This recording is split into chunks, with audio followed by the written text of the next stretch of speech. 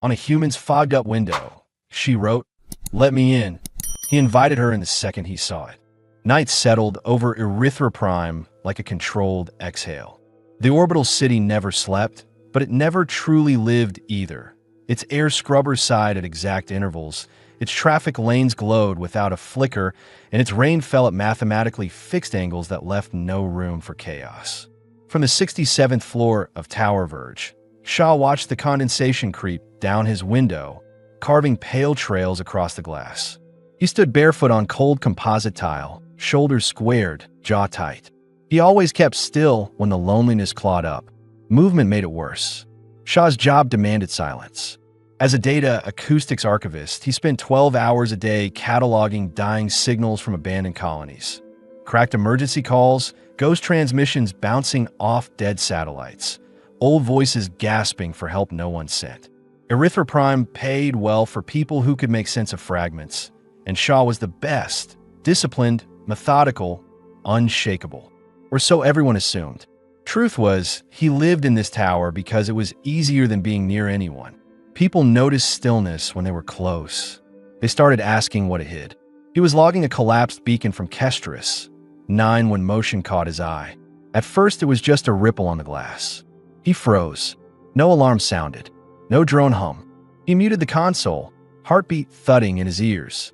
The shape resolved into a person standing on the exterior maintenance ledge, barefoot, soaked from vent condensation. She leaned forward and exhaled against the glass. A small fog bloom spread across the pane. Then, with one trembling finger, she wrote, "Let me in." Shaw didn't move for 2 full seconds. It wasn't fear, not exactly. It was calculation. Ledge height, body posture, city surveillance blind spots. She was alive, alert, and about to collapse. The part of him trained to preserve signals, the part that saved things, took over. He crossed the room and released the latch. The window hissed as it unsealed. Warm, humid air spilled in, sharp with ozone. The woman stepped inside quickly, like she expected the window to close on her. Water ran off her hair and down her arms in clean streaks. Her skin was deep emerald green, faintly luminous at the shoulders and hips where the droplets clung. Long crimson hair hung to her waist in heavy ropes.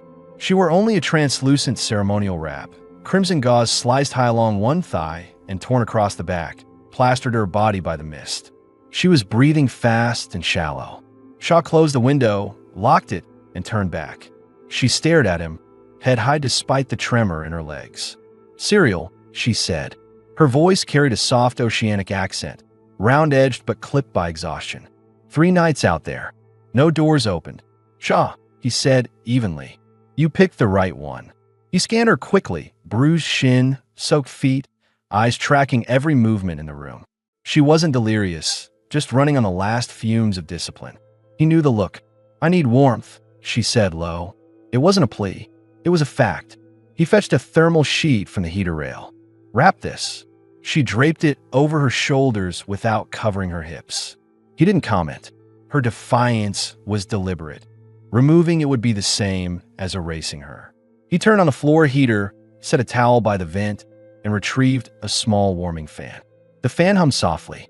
She crouched near it, hands out, hair dripping onto the towel.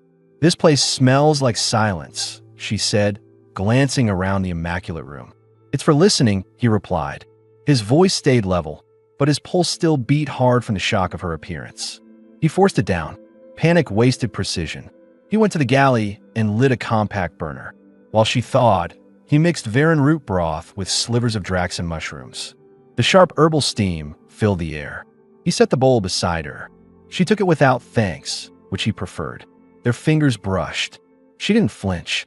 As she ate, her shoulders loosened. The bioluminescent freckles along her collarbones brightened slightly, as if warmth reactivated them. He'd read about Myriaxians in passing. Ocean-born, tactile, deeply social. Here, those traits were considered liabilities. She caught him watching. "I was a cultural envoy," she said. "Myriax sent me here to open dialogue protocols. Your city reviewed my profile and labeled me unsuitable effect expression. They revoked my permit with one message." She smiled without mirth. "I haven't been touched in months." "Why the ledges?" he asked. They don't scan for emotion, she said simply. No one looks sideways. Shaw nodded once. It made sense. Erythra punished chaos. She had chosen the only place chaos survived. Your mission failed, he said, not unkindly. They wanted an echo, not a voice, she replied, finishing the broth. Her hands were steadier now. He rose, crossed to the wardrobe, and pulled out a graphite gray robe and a black underlayer. With a utility blade, he trimmed the underlayer to her frame. He handed them over. Change, then sleep. No conditions? She asked, eyes narrowing slightly. You'll think clearer when you're warm, he said. His tone made it sound like procedure, not kindness. She stood, letting the sheet slide down. She stepped into the robe, then the underlayer, tying the belt tight around her waist. She looked smaller in his clothes, but somehow sharper, like a blade sheathed. Why help me? She said. You knocked, he answered. That was the only explanation he had, and it was the only one she needed. She gave a slow, tired nod. She moved to the panoramic window, placed one fingertip on the inner fog, and wrote her name. Serial. The glowing green letters hung on the glass. She turned back, waiting to see if he erased it. He didn't. He powered down the console, dimming the room to warm light. There's the bed, he said. I'll take the couch. If someone knocks, I don't open. That's simple, she said. That's simple. She hesitated, then walked to the bed. The fabric whispered as she lay down. Her eyes stayed on him until he settled on the couch across the room. Shaw, she said quietly. Yes. Thank you. He gave a small nod. Sleep. Serial closed her eyes. Her breathing evened out. Shaw stayed upright for a while, watching the city's faint reflections ripple across the glass. He felt the shock of her presence still running under his ribs, but the part of him that hoarded signals, the part that saved things others abandoned, had already accepted her. He lay down only when he was sure she wasn't faking sleep to bolt. He watched her chest rise and fall in the dim, steady and real. The fog on the glass thickened, and her name glowed faintly inside it. Charlotte Stay. He had spent years preserving dying voices. Tonight he had saved one that still breathed. The soft hum of the building's air filters rose as Erythra's daylight cycle began to stir, but Shaw was already awake. He had been for hours. He lay still on the couch, staring at the faint green glow of her name on the window. Serial. He replayed last night in fragments. The sudden movement on the ledge, the sharp cold air when he opened the window, the heat of her skin when she stepped against him. And even now, part of him still wasn't sure it had really happened. A quiet sound broke the thought. Sheets shifting. He lifted his head. Serial was sitting upright on the bed, his robe still belted tight around her waist. Long crimson hair loose around her shoulders like a spill of color against the sterile white sheets. Her gaze was fixed on the glass wall and the city beyond it. Her posture tense but contained. No panic, no desperation, just an alert stillness that reminded him of himself. Shaw stood and crossed the room without speaking. He didn't want to startle her, but she turned before he reached her, eyes sharp. She had heard him move. Morning, he said. You didn't sleep much, she replied. You checked, he noted. Of course, she said. I'm in a stranger's tower. Fair, he admitted. They studied each other in silence for a moment. She looked steadier now. The pallor from exhaustion had faded, and her bioluminescent freckles had brightened slightly under her skin. Still, her eyes tracked everything with careful precision. Are you going to report me? She asked suddenly. The question landed heavy. He'd expected it, but not this soon. No, Shaw said. Why not? He held her gaze. Because the city throws people away for the wrong reasons. Serial's jaw softened a fraction. They said I was excessively emotive, that I disrupted their cognitive grid. Do you know what that means? I read the classification notes, he said. It means they don't know what to do with anyone who feels too much. And you do? She asked. No, he said plainly. But I don't need to classify you to let you stay alive. Her lips parted slightly, like she hadn't expected that answer. I'm not here to stay, she said. I need a permit appeal. Without it, I'll be deported to Myriax within 6 cycles. If they send me back without a completed mission, I'll lose envoy status. Permanently. Mission, he repeated, finally getting the word he'd been waiting for. What was it? She straightened. Integration protocols. Cultural transfer. I was meant to build a bridge between Miriax and Erythra. Teach our sensory communication systems. Help design empathy-based interfaces. Make them see that emotion could improve logic. How far did you get? 2 weeks of presentations. Then they locked me out of the forum access channels. Call me disruptive. Canceled my housing assignment the same day. Shaw frowned. That fast?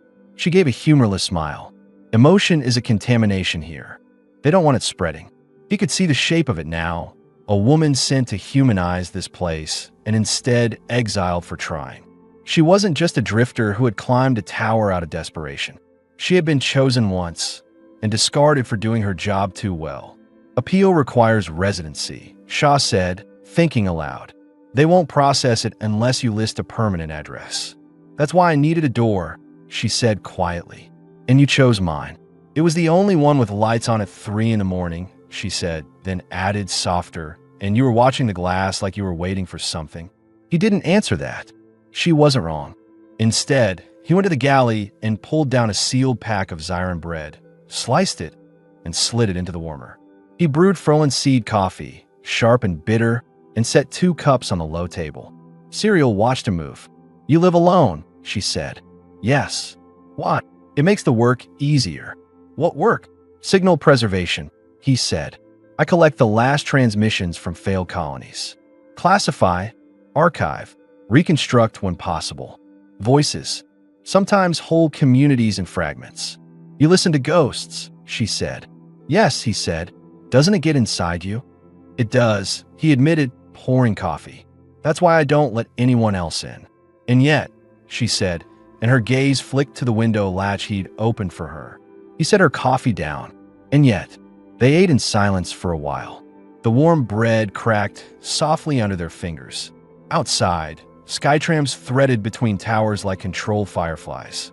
Cyril sat with her legs folded under her, the robe loose at one shoulder now, and he caught himself glancing too long. She didn't seem to mind. Will you help me? She asked suddenly. Help you get the appeal filed? Yes, just enough to exist again. Then I leave. Shaw leaned back. He should have said no. He didn't do entanglements. But she was sitting there in his robe with city mist still drying in her hair, and he remembered the way her voice had sounded when she said no one opened a door. You can stay here, he said, until it's done. Cyril blinked like she hadn't expected agreement so fast.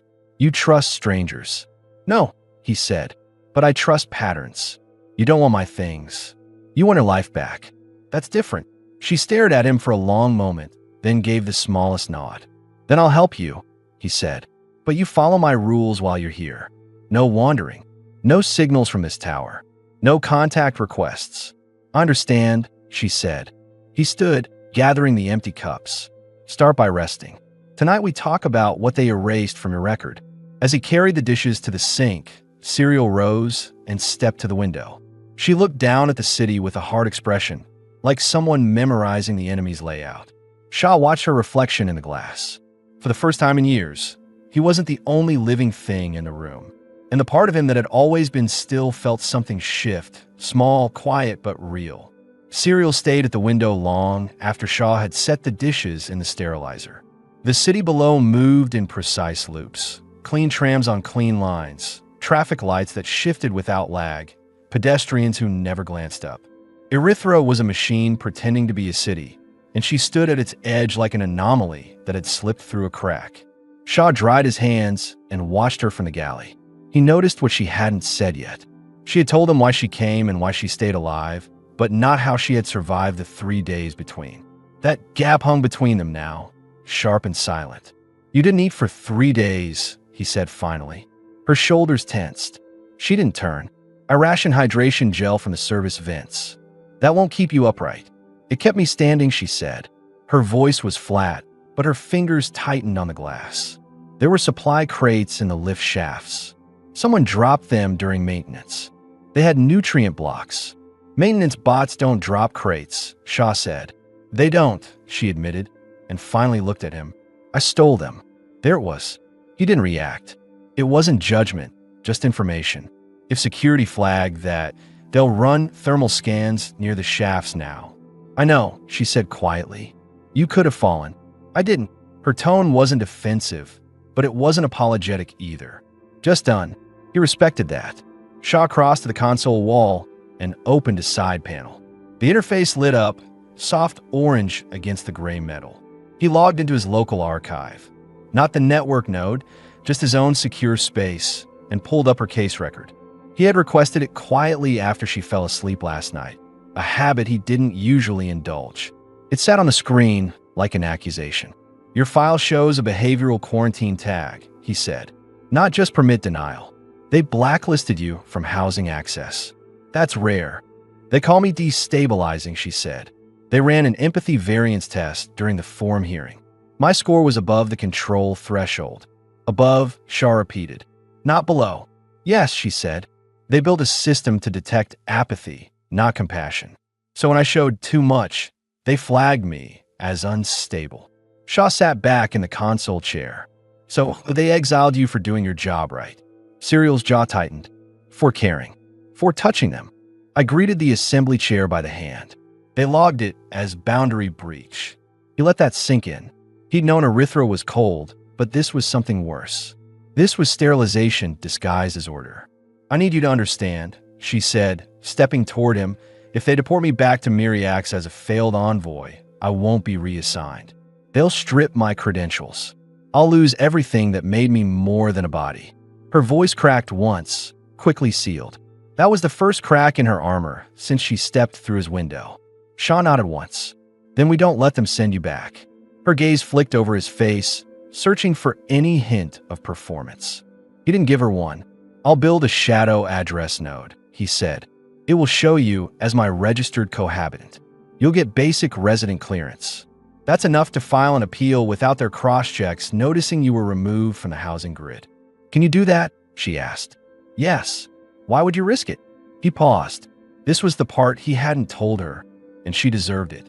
Because I once tried to appeal for someone who didn't survive the wait. I have the recording of her last signal. It's 28 seconds of her asking if anyone remembers her name. Serial didn't speak. Her throat moved like she'd swallowed something sharp. Do you still have it? She asked finally. Yes. Can I hear it? Shaw hesitated. No one had heard that file but him. But if she was going to stay, she needed to understand what he protected. He keyed the archive. Static rose, then a thin, breaking voice filled the air. Female, human, strained. Name is Isla Marin. Isla Marin. Please say it back. Someone. Say it. The message ended on a faint click. Silence settled. Serial stood very still. They buried her, she said softly. In the data, Shaw said. I keep her out of the dust. She came closer and crouched in front of him. Her golden eyes were level with his now. Then keep me too, she said. He didn't answer with words. He tapped a new entry line into the registry panel. Temporary co-resident authorization, Serial Myriax. The cursor blinked, waiting. He entered his tower code. Done, he said. She exhaled, sharp but quiet. Her shoulders eased for the first time. Then you're part of this tower now, Shaw said. What does that mean? She asked. It means, he said, standing, you eat here, sleep here, and stop stealing nutrient blocks from lift shafts. It means if someone looks for you, they find a door with your name on it. Serial rose slowly, studying his face. You're calm when you do dangerous things. It keeps me alive, he said. It might keep me alive too, she said, and something faintly like a smile ghosted across her mouth. Shaw powered down the console. We start the appeal draft tonight. Until then, you rest. I'll run the perimeter pings and clear any trace of your ledge route. She hesitated, then nodded. And if they come here, they won't, he said. And if they do, they won't get in. This time, she didn't argue. As Shaw walked to the galley to prepare a second round of coffee, Serial crossed back to the panoramic glass. She placed her palm flat to the cool surface, then pressed her forehead there. Her name still glowed faintly where she'd written it in the fog last night. This time she traced his name beneath it with the tip of her finger, then stepped back before he could see. Erythra moved in perfect silence beyond the glass, but inside Tower Verge, for the first time in years, Shaw didn't feel alone. The rain cycle triggered early that evening, sweeping down the tower glass in measured diagonal sheets. Shaw watched the data tracer crawl across the console screen, mapping the hidden registry node he had just created. It was stable, hidden from main grid, buried inside his personal acoustic archive. No automated audit would notice it unless they went looking by hand, and no one looked by hand anymore. He leaned back, tension easing from his shoulders for the first time all day. Across the room, Serial stood barefoot near the floor heater, hair still damp from the sonic shower. She wore the black underlayer he had cut to her size.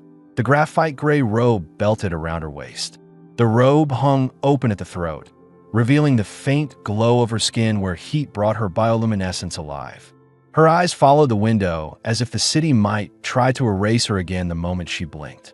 "You hid me," she said, not turning. "Yes," Shaw replied. "Then they can't trace me anymore?" "They could," he said honestly, "but they won't. They would have to care enough to look, and Erythra doesn't waste attention on anyone it already threw out." Her jaw tightened. "I want to hate them, but part of me still wants them to see me again." "They won't," Shaw said. "So we stop asking them to." Serial finally turned. "Then what am I now? If I'm not an envoy, what am I here?" "A resident," he said simply. "This is your listed address now. That makes you part of the tower." "Part of you," she said, her voice quiet but sharp-edged. "That too," he admitted. She studied him for a long moment, something unreadable flickering behind her eyes. "If they find out you altered the registry, they'll erase your license. You'd lose your work." "I know, and you're not afraid." "I am," he said, "but I decided." The room held stillness for a few seconds. Then she exhaled, shoulders sinking like she'd been holding herself upright too long. Shaw stood. "Come here."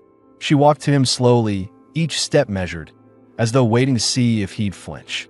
He didn't. When she stopped in front of him, close enough for her breath to warm his collarbone, he reached past her and opened a low storage drawer. From it, he pulled a narrow handheld mic. "What is that?" she asked. "Acoustic signature key," he said. "Every registered resident gets one." "You're giving me a voice lock," she realized. "Yes. It syncs with the tower access grid. You'll be able to open the door without me." For a moment, she didn't move. Then she took the mic from him. Her hands didn't shake this time. "Say your name," Shaw said. "Serial Miriax," she said steadily. The console pinged. "Authorized." Her mouth parted like the sound had startled her. She looked at the door, then back at him. "I'm real again." "You always were," he said. "Now they can't deny it." She handed the mic back carefully, like it was something fragile. "Thank you." Shaw set the mic down and moved to the galley. He needed to keep his hands busy before the silence turned heavy.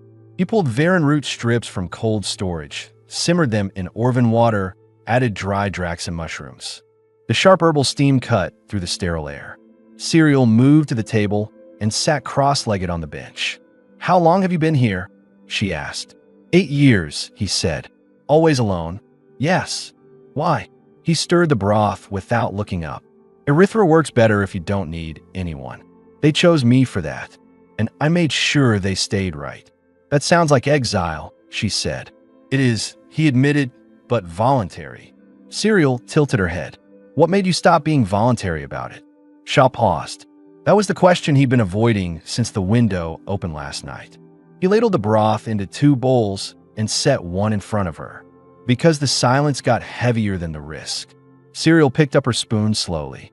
"Then maybe the silence is breaking for both of us." They ate in quiet.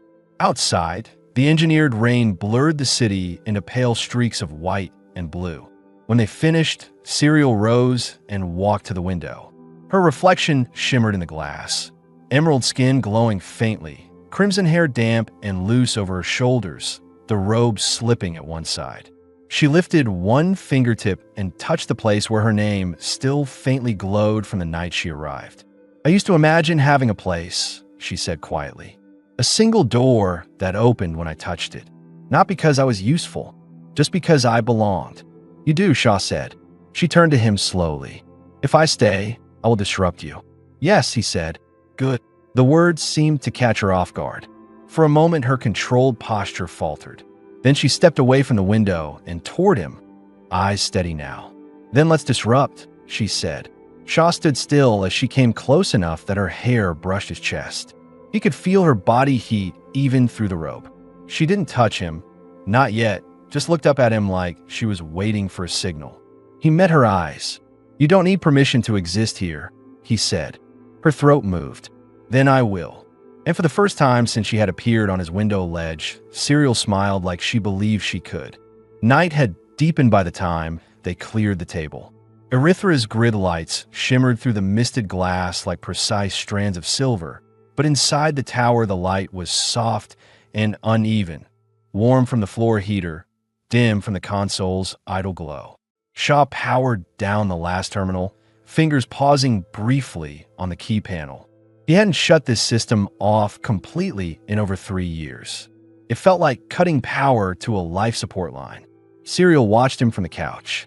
She had curled her legs under her, the robe slipping just off one shoulder, the black underlayer clinging close. Her hair was half dry now, falling in soft red waves down her back. She was quieter than usual, her gold eyes following every small movement he made. "You shut it down," she said. "Yes," he replied. "Does it feel wrong?" "Yes." He sank into the armchair opposite her. "But it means I'm not alone here anymore.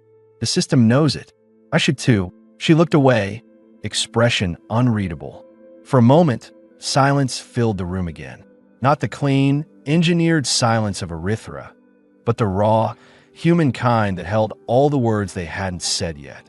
"You asked earlier," she said finally, still facing the window, "what it means if I stay here. I've been trying to answer that. And it means I'll need to stop acting like someone who might have to run." "Then stop," Shaw said simply. Her gaze slid back to him. "It's not that easy." "It wasn't for me either," he said. She studied him for a moment longer, as if weighing whether to believe him. "Did you ever try to leave this place?" "Once," he said. 6 years ago. I made it as far as the lower docks. Too many people. Too much noise. I came back the same night." "Because you were afraid?" "Because I didn't want to hear anyone say they'd been fine without me." Serial's eyes softened just slightly. "I know that feeling." He didn't reply. There wasn't anything to add. Instead, he stood, crossed the heater, and adjusted the temperature up 2 degrees. The warmth spread slowly, touching the chill corners of the room. When he turned back, Serial had risen from the couch. She stood close to him now, just within arm's reach. "Do you want me to disappear when the appeal is done?" she asked. "No," he said without hesitation.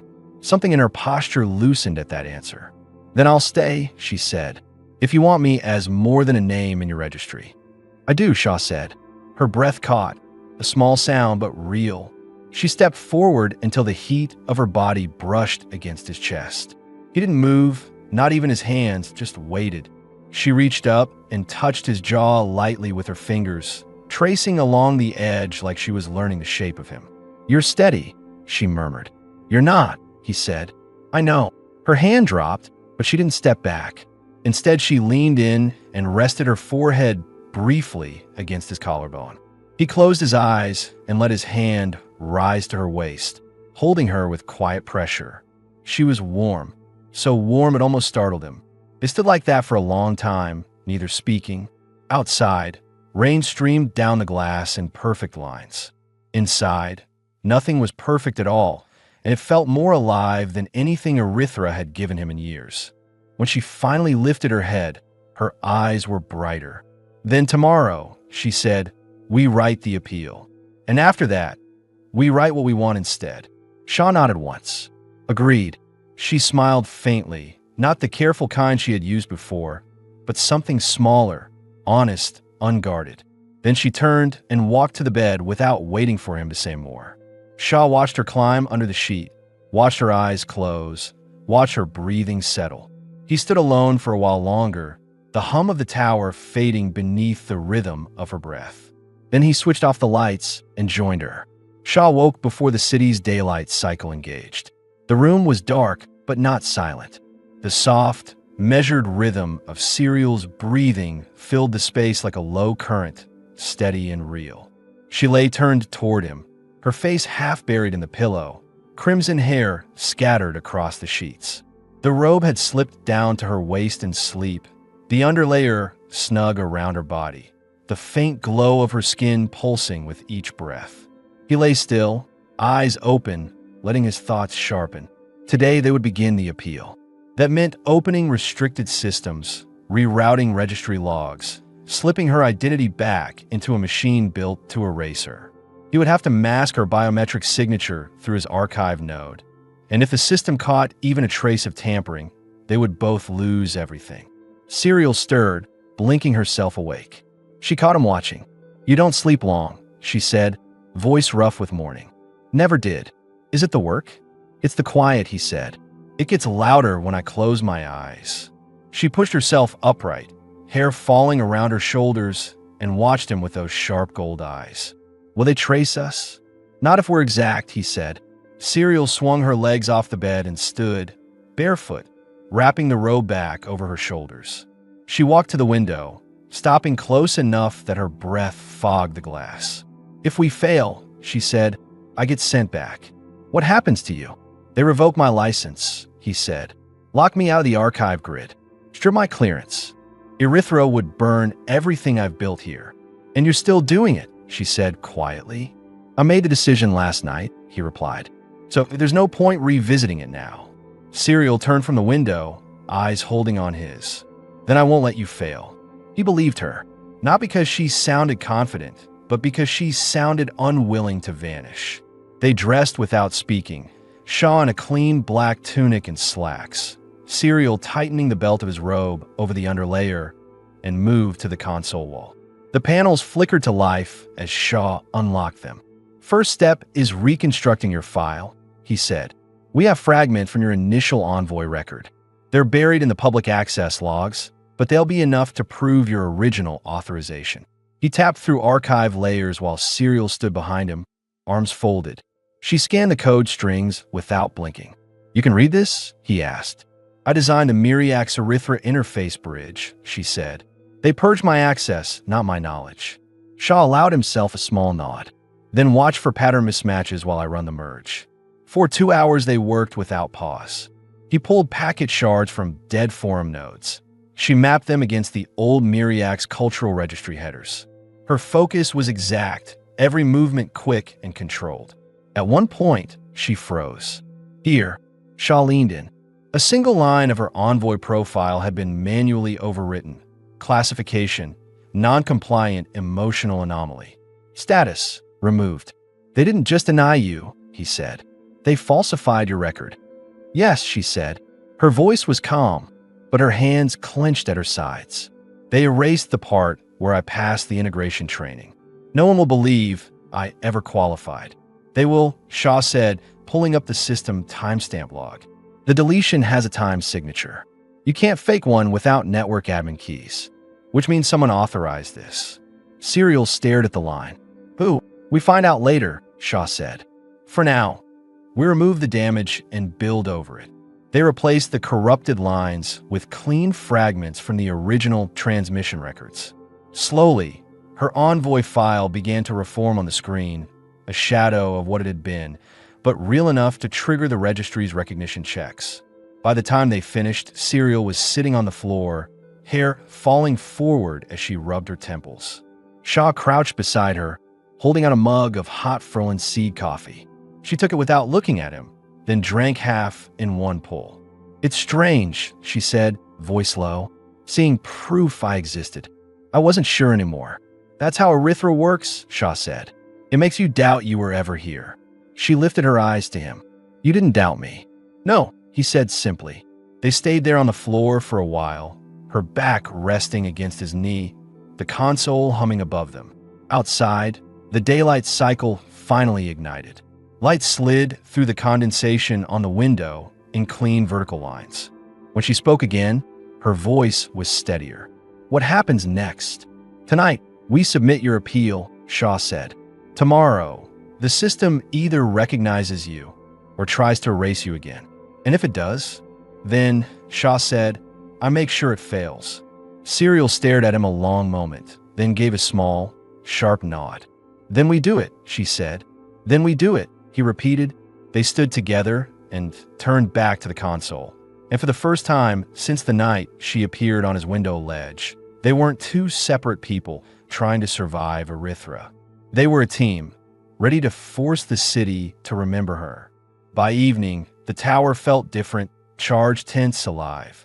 The registry mock node Shaw had built pulsed quietly in the corner of the console screen, waiting for final verification. If they pushed the file too early, the system might flag it as forged. If they waited too long, the registry sweep would catch the false node and erase it before it ever touched the grid. They had one clear window now. Serial stood beside him at the console, still wearing his robe over the black underlayer, the belt cinched tight at her waist. She had tied her crimson hair back in a loose knot. Those strands had escaped and clung to her neck from the heat of the equipment. Her gold eyes never left the code streaming down the screen. Shaw keyed the security seals open. The system responded with a low chime. "This is your last chance to walk away," he said quietly. Serial didn't move. "You gave me a door," she said. "I'm not leaving it." He gave one short nod. "Then we begin." The console lights dimmed as he initiated the covert sync. The fake node fed her reconstructed Envoy profile into the city registry, thread by thread, merging it with the live network. Every second carried risk. Serial watched the process bar climb. What if they noticed the timestamp mismatch? "They won't," Shaw said. "I buried the new entry inside the acoustic archive layer. The system will read it as a dormant backup coming online. And if someone manually checks the admin logs, they'll see my key signature," he said. "They'll think I restored an old resident record. They won't realize I rebuilt it from fragments." For a moment, the process halted at 93%. The console hummed louder. A warning blinked across the screen. "Foreign protocol signature detected." Serial's breath caught. "They see me." "No," Shaw said, fingers moving fast over the keys. "They see Myriac's code." "That's different." He opened a side panel and stripped the remaining Myriac's headers from the file, replacing them with neutral Erythra syntax. The warning blinked red once, then vanished. The process bar resumed. Serial exhaled, shoulders trembling just slightly. "You're steady," she whispered. "I have to be," he said, "or they win." At 100%, the console chimed again. A new line appeared on the registry feed. Resident ID, Serial Myriac's, status, active, clearance, provisional. The words hung there, bright and undeniable. Serial stared at them in silence. Her hands rose to her mouth. Her shoulders shook once, sharply. She didn't speak. "It's done," Shaw said softly. Her hands dropped. Her eyes were wet, glowing gold even brighter in the console light. "I'm real," she said. "You always were," he said, "but now the city has to admit it." She turned to him quickly, like something inside her had just broken free.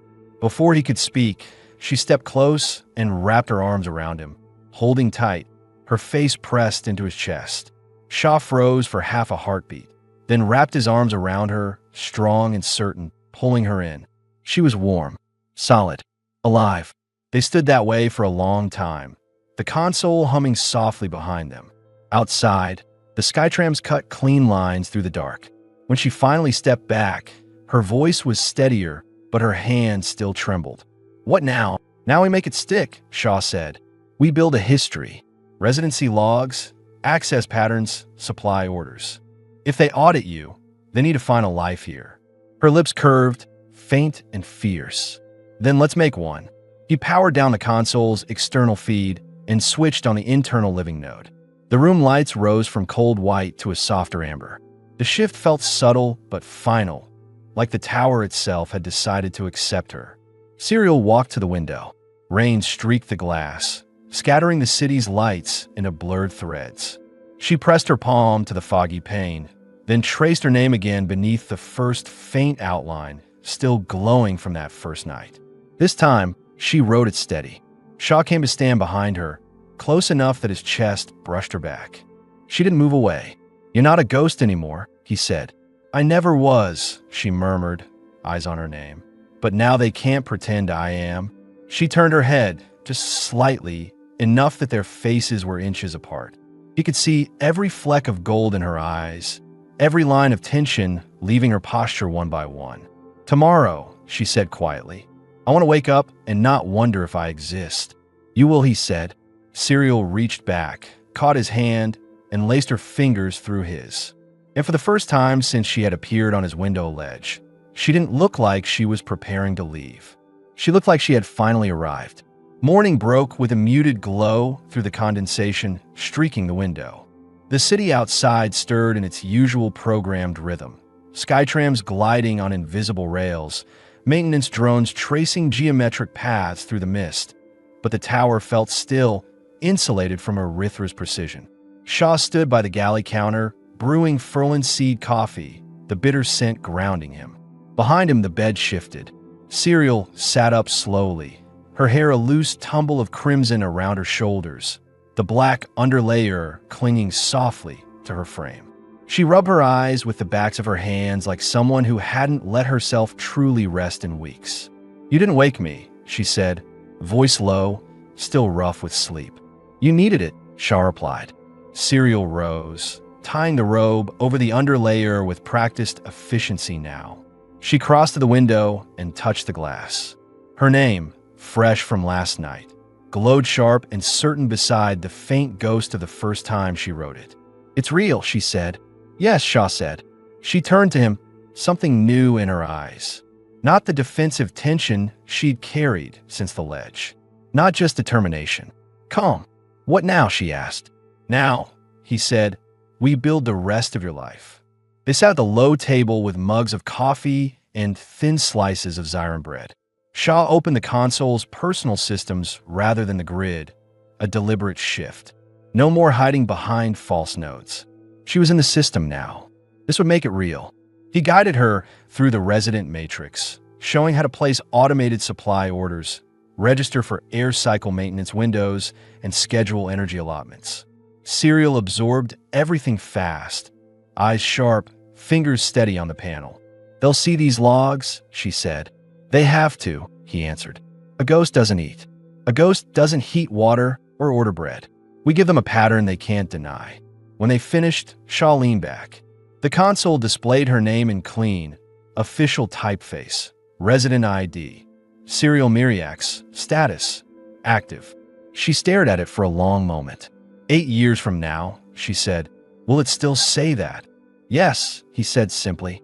She looked at him, studying his face as if weighing the truth of it. "I want to believe you." "Then start," he said. Her lips curved faintly. "All right." They moved to the couch. Shaw pulled open a storage drawer and retrieved a slim key band. Matte black, no markings. He set it on the table between them. "This is your entry code," he said. "You don't need me to open the door anymore." Serial picked it up, turned it in her hand, then slid it onto her wrist. It locked with a soft click. "Feels too light," she said. "It's supposed to," he replied. Her eyes lifted to his. "I thought this city would destroy me." "It tried," Shaw said. "You stayed." She didn't answer. Instead, she stood, walked to the window, and stared down at the city.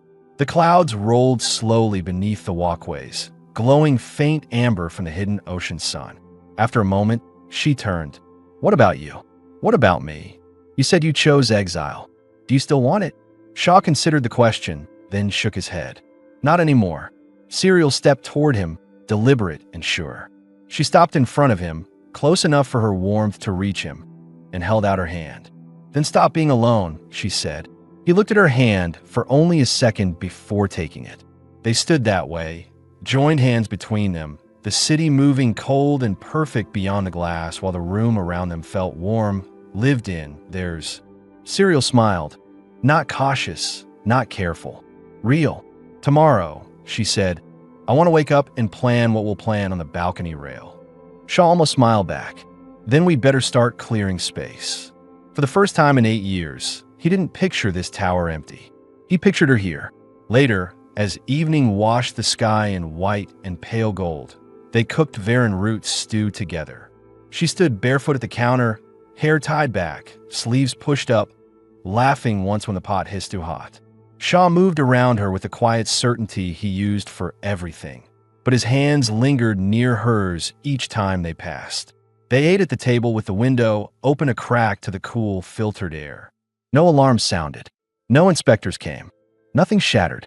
When the meal was done, Serial rose, crossed to the glass, and drew a circle around both their names with one glowing fingertip. Then she filled it in. "Now it's permanent," she said. It always was, Shaw said. She turned, walked back to him, and sat close, her shoulder pressed to his. He wrapped an arm around her without a word. Outside, Erythra moved like a machine. Inside Tower Verge, two people sat in the warm glow of their own small rebellion. No longer ghosts, no longer alone. And when they finally rose to switch off the lights and head for bed, neither of them checked the door. It didn't need guarding anymore. It was home. Weeks passed quietly, each day layering small pieces of life onto the tower, until Shaw could barely remember what the silence had felt like before her. The routines built themselves naturally. Mornings spent cataloging broken off-world signals side by side. Afternoons cooking simple meals together. Evenings stretched on the couch with the heater running low and the city lights smeared across the glass like pale threads. Serial had transformed in ways he hadn't expected. The guarded tension she'd carried from the ledge was gone. She moved through the rooms now as if they were mapped to her pulse, barefoot, hair loose, skin glowing faintly when she was warm. She ordered food packs without asking, adjusted the heater vents to her liking, argued casually with him about power allocation cycles while brushing past him close enough for her hair to tick his arm. They had cleared the balcony rail and planted slim hydra trays lined with Draxon moss and shallow Varenroot pots. The greenery clung stubbornly to the rail, catching mist from the city's air cycles. Serial watered them each morning, humming under her breath in her soft, oceanic cadence. And Shaw found himself watching from the doorway without even pretending to be busy. It was a bright cycle evening when the appeal notice came through. Permanent residency. Approved. The console announced it in a neutral tone, but Serial's reaction wasn't neutral at all. She stood frozen at the panel, hands trembling, eyes locked on the words. Shaw crossed the room, placed his palm gently on her back, and felt the sharp rise of her breath as she slowly exhaled. "They can't take it back," she whispered. "They won't," he said. Serial turned, and the look on her face, pure, quiet relief breaking through weeks of careful restraint, made his chest ache. She reached up, gripped his shirt at the collar, and pulled him down into a kiss. It wasn't soft. It wasn't hesitant. It was full and certain, like she was anchoring herself in something solid. He caught her waist and pulled her closer, lifting her off her feet with an ease that made her laugh softly against his mouth. Her legs wrapped around him instinctively as he carried her toward the bed, his lips brushing along her jaw, her throat tasting the warm salt of her skin. She tugged at his shirt, and he pulled it over his head in one clean motion, their mouths finding each other again in hungry, unbroken rhythm. Her hands roamed his back, tracing the shape of muscles she'd only watched until now, and he felt her trembling, not from fear, but from how hard she was holding back. "Don't," he murmured against her lips. "You don't have to hold anything back here." Serial's eyes met his, gold, glowing faintly, and whatever barrier she had left dissolved. He laid her down on the sheets and untied the robe with slow, deliberate movements, sliding it away to reveal the thin black underlayer beneath. She lifted her hips as he peeled it down, inch by inch, until her skin gleamed fully in the low amber light, luminous freckles tracing along her shoulders, her ribs, her thighs. She lay there watching him as though he were the only real thing in the city. Shaw leaned down and kissed the inside of her thigh, then moved up slowly, tasting her skin, his hands firm at her hips, holding her still as she arched under his mouth. Her fingers tangled hard in his hair, breath catching sharp each time his lips found a new line of heat. When he finally came back to her mouth, she pulled him down hard and rolled him beneath her, straddling his waist. Her crimson hair fell around their faces like a curtain as she guided him inside her with an unhurried, certain motion that made his breath break low in his throat. They moved together slowly at first, hips grinding in deep, drawn-out rhythm, their mouths parting only long enough for short gasps, their eyes never leaving each other. Serial braced her hands against his chest, her body rising and sinking with controlled grace, the glow along her skin flaring brighter with each roll of her hips. Shaw gripped her waist, sat up against her, and wrapped his arms tight around her back as their movements grew harder, faster, breathless now. She clung to his shoulders, nails pressing into his skin, their bodies slick with sweat and heat. He laid her back, still inside her, his pace deep and steady as her legs tightened around him and her head tipped back, hair fanned across the pillow. Every motion drew quiet, desperate sounds from her throat, each one sharper than the last, until she gasped his name and shuddered hard under him. Shaw held her through it, moving slower as her body quaked, kissing her mouth, her jaw, her chest. She caught his face in her hands, pulled him back to her lips, and whispered, "Come with me." He buried himself deep and thrust hard, hips jerking as the tension snapped and his body clenched around hers, spilling warmth deep inside her. He stilled, chest heaving against hers, her legs locked tight around his hips. For a long time, neither of them moved. The only sound was their breathing, fast, uneven, then gradually slowing. Serial's fingers traced down his back, lazy, soft. "I never thought I'd feel safe enough to want this," she murmured. "You are," he said quietly. He stayed inside her as they shifted under the thermal sheet, tangled together, her head tucked beneath his chin, his arm wrapped solidly around her waist. The city outside kept its perfect rhythm, but in the high quiet of Tower Verge, nothing mechanical could touch them anymore. And when Serial finally drifted to sleep against his chest, Shaw kept his eyes open a little longer, watching the glow of her name on the window. And now, beside it, his own, circled together in a single unbroken line.